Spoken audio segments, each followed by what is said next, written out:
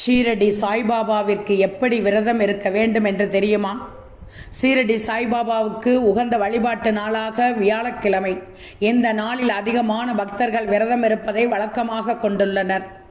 இந்த விரதம் பக்தர்களின் மன விருப்பங்களை நிறைவேற்றும் சக்தி கொண்டது என்பது நம்பப்படுகிறது. அதோடு வியாழக்கிழமையில் விரதம் இருந்து சாய்பாபாவை வழிபட்டால் அவரே குருவாகவும் இருந்து உங்களை சரியான பாதையில் வழி நடத்துவார் என்று பக்தர்களால் ஆழமாக நம்பப்படுகிறது.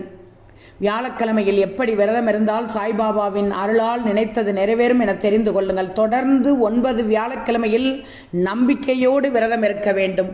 முழுமையான திடமான நம்பிக்கையோடு பொறுமையோடு இந்த விரதத்தை கடைபிடிக்கணும். இந்த விரதம் தோன்றியதற்கு கதை ஒன்றும் சொல்லப்படுகிறது. குஜராத் மாநிலத்தை சேர்ந்த மகேஷ் கோகிலா தம்பதியினரின் கதை இது. மகேஷின் முரட்டுத்தனமான குணத்தால் அவர்களது குடும்பத்தில் அமைதி குலைந்து தொழிலும் நஷ்டங்கள் ஏற்பட்டன. இந்த நிலையில் ஒரு ஞானியின் அருளால் கோகிலா இந்த 9 வார வியாழக்கிழமை விரதத்தை மேற்கொள்கிறார்.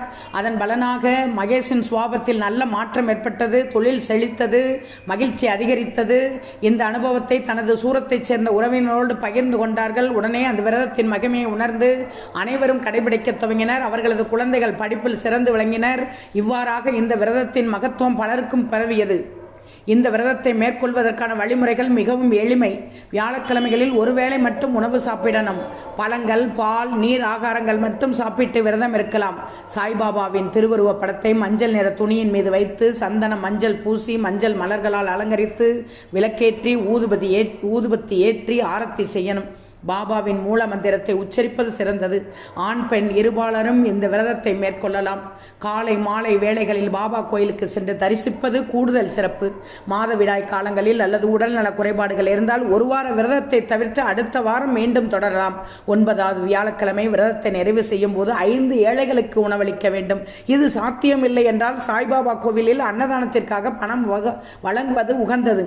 உறுதியான நம்பிக்கையுடனும் பொறுமையுடனும் இந்த விரதத்தை அனுசரிக்கும் பக்தர்களுக்கு பாபாவின் அருளால் அனைத்து விருப்பங்களும் கைகூடும். நாள் முழுவதும் பாபாவுடன் இணைந்திருக்கும் ஓர் உணர்வை இந்த விரதம் தருவதாக பல கோடி பக்தர்கள் கூறுகிறார்கள். முழுமையான பக்தியும் நம்பிக்கையும் இருந்தால் மட்டுமே பாபாவின் அன்பை பெற முடியும் என்பதையும் நினைவில் கொள்வது அவசியம்.